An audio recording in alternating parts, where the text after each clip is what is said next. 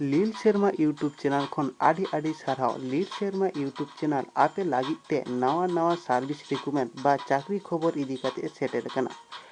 तबे देरी बांग काते चलो तबे बन एतहब लेगे।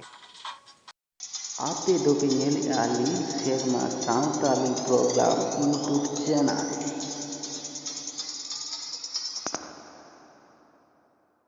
कोलकाता हाई कोर्ट खन ग्रुप डी वैकेंसी रिक्रुटमेंट उडुक आकना। नोआ रिक्रुटमेंट रेदो 8 पास खान गे पे एप्लाई दाड़े। ओना लागित ते एप्लाई कोआ बयस उमेर दो हुयुग कना 18 बछर उमेर खना 40 बछर उमेर धारी को एप्लाई दाड़े। एसटी बा एससी लागित ते आवेदन फी दो किछु छाड़ हेना। एसटी एससी लागित दो एप्लीकेशन फीस को हताया 200 टाका मात्र और एटा जेनारेल को दो जास्ती को हताया।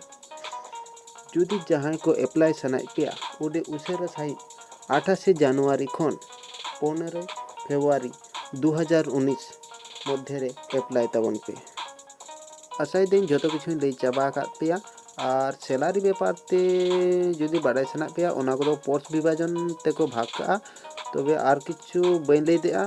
और जुदी बाड़ाय सना पेया अवश्य कमेंट बॉक्स पे ऑल भेजे तबन।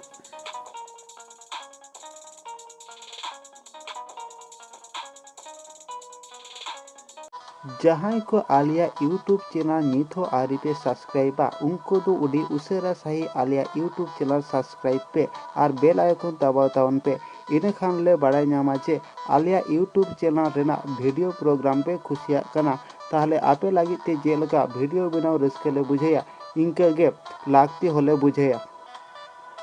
तबे बया भागी तहन तावन पे रस्के ते तहन तावन पे खुशी ते तहन तावन पे और आलिया यूट्यूब चैनल कमेंट और लाइक दो आलो पे हिड़िया।